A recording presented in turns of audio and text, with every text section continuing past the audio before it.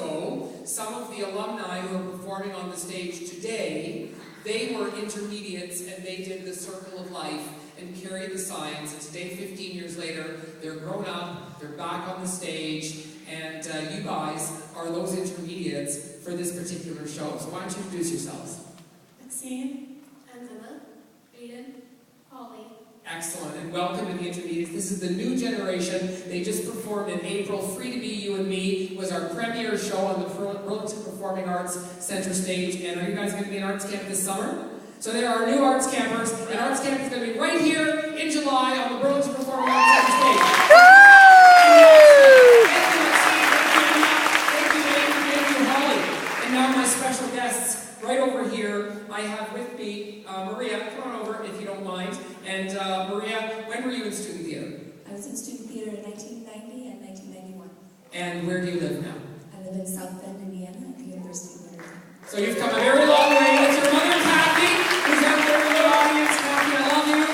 And thank you for coming back. You didn't have 4 kids when you were in student theater, though, right? And these guys were never in student theater, but they caught the student theater bug. And if I may tell a story, when Maria first planned on coming back for the homecoming, she was going to come alone. Because she said, you know, I was in student theater, and I want to have a reunion with my friends, and I want to be on stage and do my stuff. And the kids said, we want to come, because we got a bit of the student theater bug when we visited. And Mom said, I want to come. And they all made a road trip down here, and they are all on the stage. Here we are. Let's go.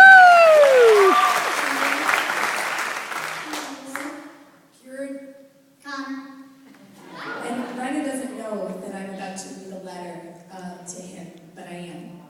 And I know it's time. I'll be fast. And here's what I want. Anyone who has been in student theater or affected by student theater, when you hear something that resonates with you, I'd like you to stand up.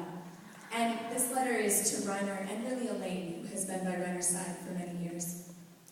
Many moons ago, as an impressionable teen who felt like she belonged in the land of the misfit toys, I learned these things from each of you. I learned that relationships, quality, hard work, and consistency matter. In fact, you taught me that each of these things is necessary for people, communities, and families to flourish. Relationships, quality, hard work, and consistency mean that you care for someone or something. Relationships, quality, hard work, and consistency are hard. They're hard to achieve, hard to live up to, and hard to maintain. Relationships, quality, hard work, and consistency sometimes aren't good enough. Those days when that's true, you taught me to wake up again the next day and work even harder. Flexibility is important, but not when relationships, quality, hard work, or consistency are compromised. Equally as important is what you taught, but what you showed me.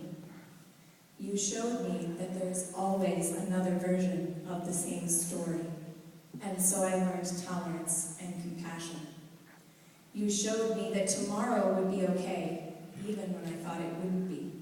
And I so learned that I would be okay too, when I thought I wouldn't be. You taught me that ritual matters. And so I learned that tradition, rites of passage, and dressing up are all important pieces of belonging. You showed me that the world has good people doing good things for good reasons, and so I learned I should always try to find those people and stick with them. You showed me that one person doing something that matters to them is good enough, and so I learned that I mattered to the universe. I only hope that I do justice in what you taught me with my family, with the students I teach, and with my work now and in the years to come. It is an honor to be here. With gratitude